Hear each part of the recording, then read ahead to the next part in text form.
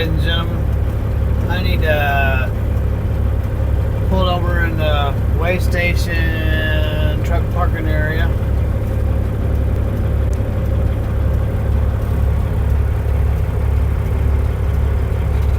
And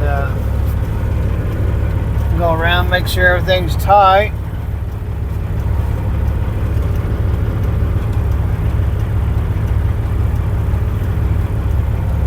Got something in my shoe here. Something in there. Get out. Out. Out.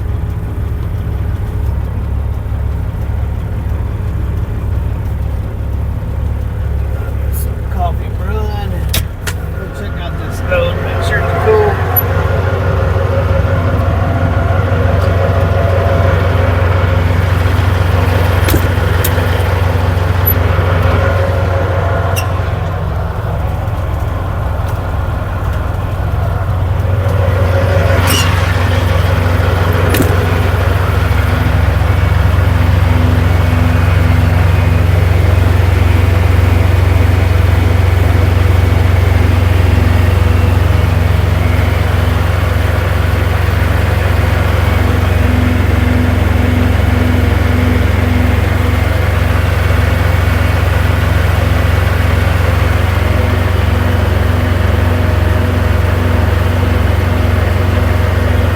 Tire's a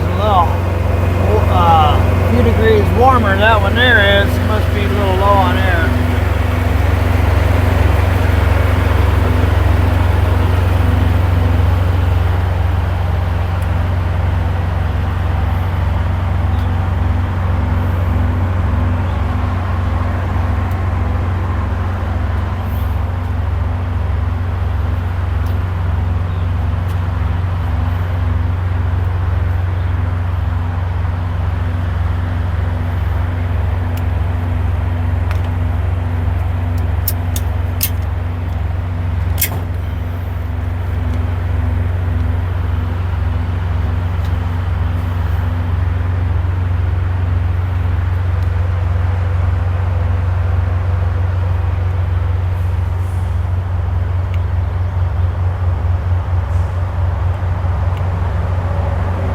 Inside one there is a little warm.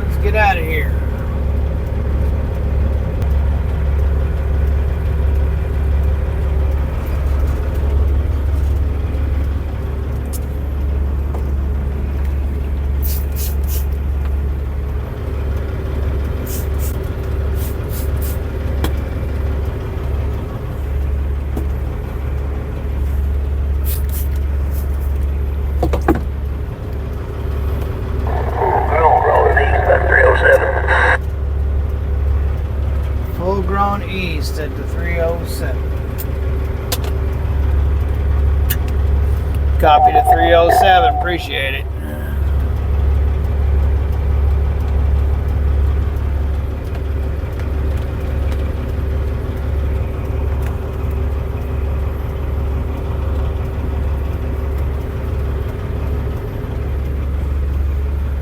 All right, turn off this APU. Gotta have that on to make the coffee. And I don't believe I need those lights on. All right, time to roll. 84 miles down. 1,800 to go.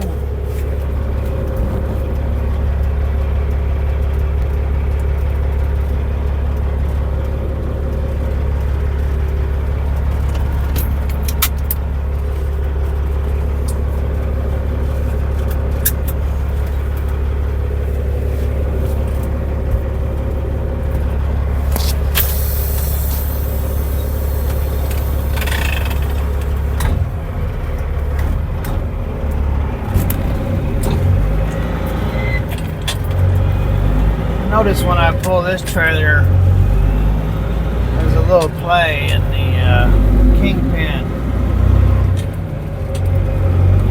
Likes to slide back and forth a little bit.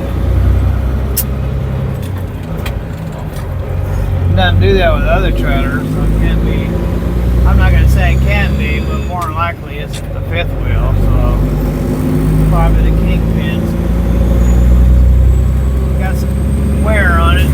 I don't know what that was. I don't want to hit it. I hit it anyway. It looks like it was a piece of plastic.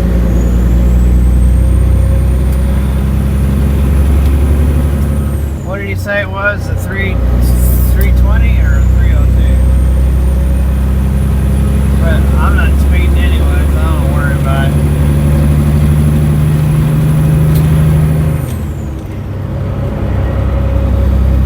Catch me speeding. 306.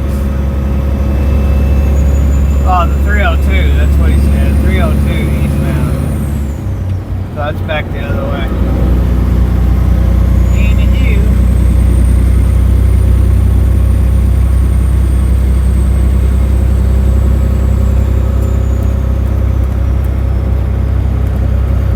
So that guy that's talking to, his name is Kyle from Ohio, and apparently he's worked for Tim for quite some time, and so much so that he used to have 9 trucks, and Tim built the motor for him one time, had 1,500 horsepower. He ended up going out of business during the COVID, and he's that black truck that I said I wouldn't mind having, putting a Caterpillar and stretching it out. That truck that I was parking next to in the last video, that truck belonged to him, and it's got a packed car motor in it, and it's blown up. So he said one of the days he's gonna get a D-deck built for it and get it up and going again. But meanwhile, he's running one of those hot shots, black Dodge or Ram or what do you want to call it, pulling, single boat, or what they can pull a trailer too, I guess. Put a fifth wheel in there, gooseneck. So, anywho, so his name was Kyle, and Kyle likes coffee, so I made him some coffee, and he enjoyed it, and, he was hanging out for the day because his back was bothering him, and another driver took his load to Cincinnati, actually Tim's younger brother, and took it to Cincinnati. And so it was basically the whole day. Well, I was there the whole day, so I guess we entertained each other. Well, when it was getting to the end of the day, I was getting hungry, and I had 2 ribeyes frozen together. I said, "Are you hungry?" He's like, nah. I said, well, I got 2 steaks that are frozen together, so I have to cook 2 of them regardless. Well, I mean, don't go any trouble. If it isn't any trouble, I can eat. That's okay. So we went to the truck, made another cup of coffee. So made another cup of coffee. While we were making coffee, I seasoned up those 2 steaks and grilled up those 2 steaks and had those potato salad and made him a plate. And we went over to the picnic table and had us a nice steak dinner.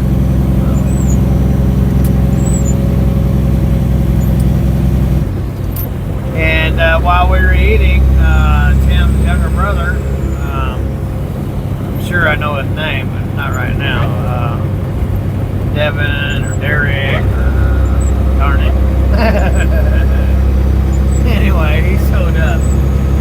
And so it was perfect timing. So we entertained each other for the day and enjoyed coffee and had a nice steak dinner and potato salad and sent him on his way.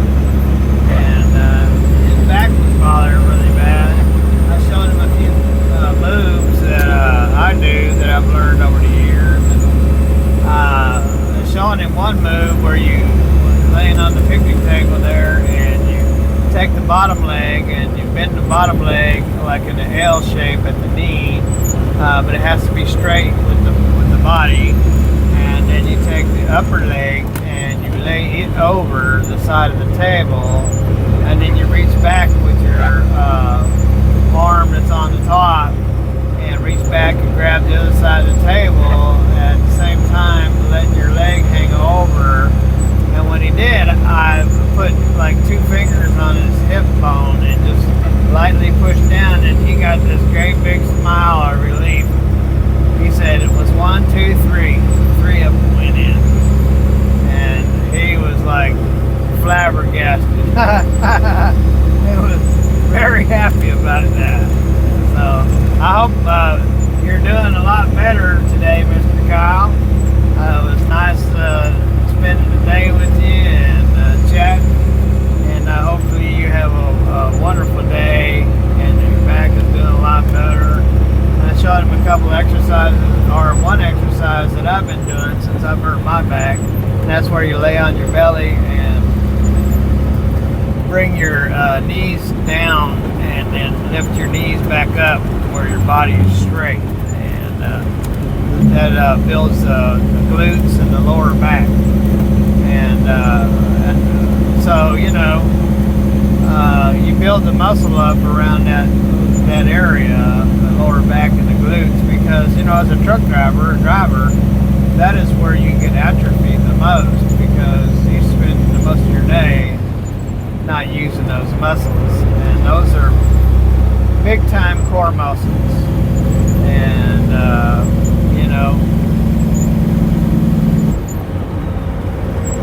I don't want all that. Because it hasn't been raining, and this is just like the first rain, so with the water on there, it's just nothing but filth. I don't care to have it all over my windshield, so I'll slow down. As soon as I say that, 50,000 cars start passing me.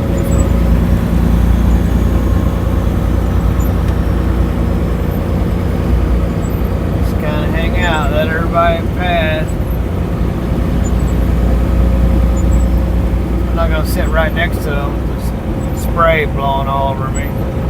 Just let them pass. Looks like it's just a little cloud burst.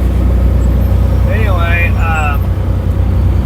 so yeah, Mr. Kyle, hopefully you're doing better today. Hopefully exercise is doing better. Hopefully those stretches and stuff help you out. And he showed me a couple too. And anyway, so yeah, I hung out.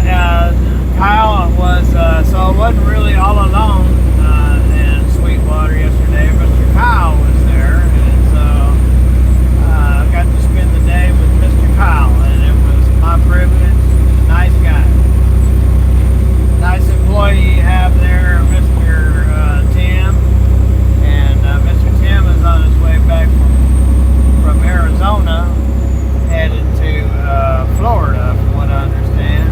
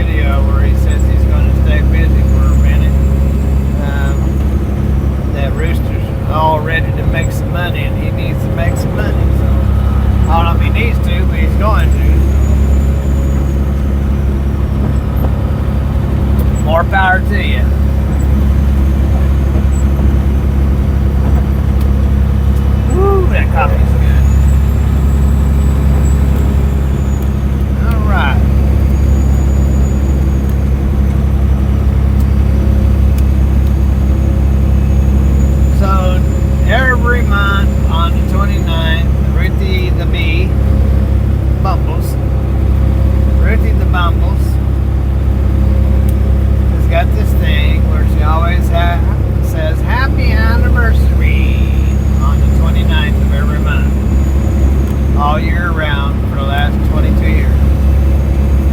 So she called me up this morning to say, happy anniversary! Happy anniversary, Ruthie B, for the most wonderful woman in the world. And I don't mean that in condescending. I know that I'm blessed to have you in my life, and I praise the Lord for you. So you have a wonderful day. The lawnmower took a crap, and so the riding lawnmower. So now we have the riding lawnmower down, the 350 transmission is down, Ruthie's Malibu is down, the 10 Cadillac that was given to us is down, Ruthie's driving the pickup, and the very last bolt closest to the firewall on the driver's side manifold bolt broke off, and when it's sitting still you can smell carbon dioxide. And then my CTS has got coil on the number 6 cylinder phasing in and out. It's trying to give out. And let's see, what else do we have? I think that about sums it up. So everything we have is falling apart. And so the truck is doing good. Anyway, so everything is needing work, for sure. My brother's getting out in June. I said, well, we got plenty of work for you. Got lots of work for you, buddy. He says, well, I'm an old man. I was like, yeah, well, old men can work too. Just ask me how I know. I got videos of working at 7 degrees in the snow. So, old men can work too. Not that I'm an old man, but you know, I'm kind of seasoned a little bit. Makes me kind of tasty.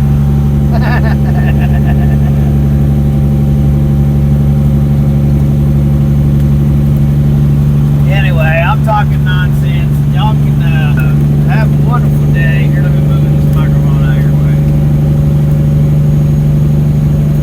So I move it, it just gets in the way. Here, I'm going down this steep mountain here, and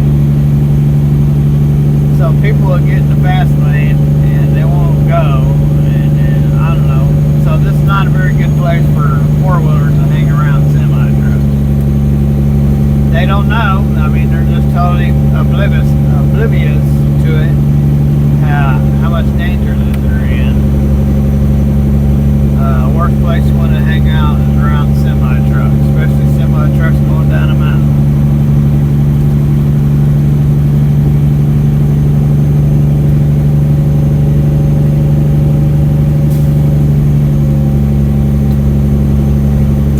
And with all the illegals, I don't think I've mentioned this. I'm sure I've mentioned this before, but when the Biden administration first came on board, the whole time I've ever lived in Kentucky, you'd always go to the courthouse to get your driver's license. Well, I had to get my license renewed, and so I went down there, and they said it's not down there, and it moved to a private building. And when I went down there, they were bus loading people who could not speak English in there, and they were doing 2 or 3 of them at a time with interpreters giving them IDs and licenses. And so anyway, ever since then I have noticed in the trucking industry, when I go into truck stops and if I look over and see who's driving the truck next to me, I see people that are not American driving trucks. Of course, I don't know if they're illegal or not, or if they're here on their green card. I just know that they're not American because they're foreigners, and you know, well, that's, I don't know, but I know there's a lot of foreigners, and I noticed that I see them everywhere now, especially in the trucking industry. They're always parking in the wrong places. They're just, they don't drive right. They drive unsafe. They have the steering wheel all the way up, their seat all the way up. They'll have a phone in their hand and to be driving with their foot. Now, what kind of crap is that? I would tell you, I don't know how many times I've seen that. I've seen it more times to know that it's imprinted in my brain. And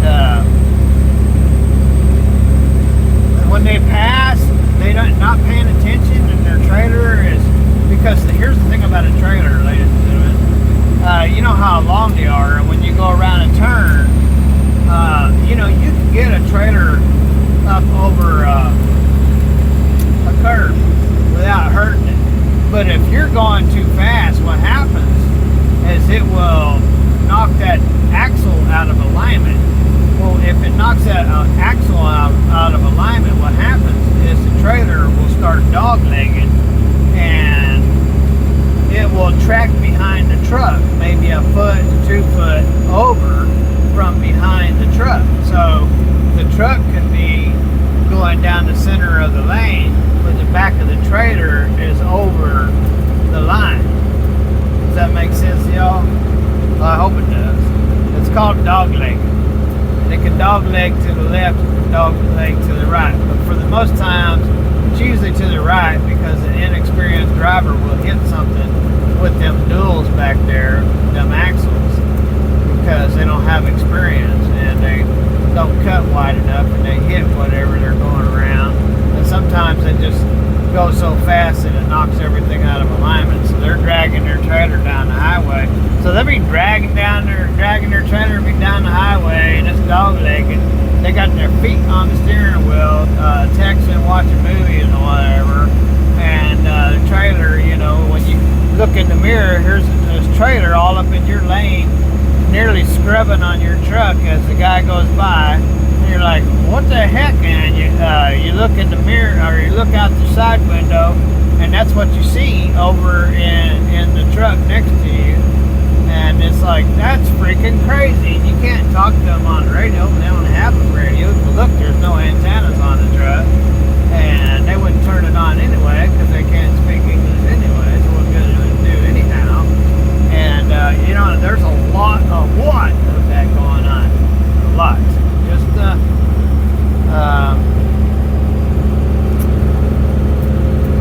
they need to, I think that what they should do is, I think they should set up Border Patrol on ISIS at the scale house, and when the scale house, when DOT runs them through the scale, they check these drivers out and make sure that they're legit, man. You know what I mean? So because they're just, these people are dangerous out here. They shouldn't be out here, and they're dangerous out here. I have nothing against anybody that's trying to make a living and support their family and stuff, but come on, man, you gotta be legit. I gotta be legit. You gotta be legit. We all gotta be legit. But these people can just come over across the bottom of our country there and do whatever they want to do. They don't have to be legit. That ain't right. Not right for the rest of us. Why should they get special privileges? I don't get special privileges. You don't get special privileges. So, anywho, I don't want to get on another rant. I've already been on another rant. Y'all have a wonderful day. Wherever you are, have lots of fun. Don't forget to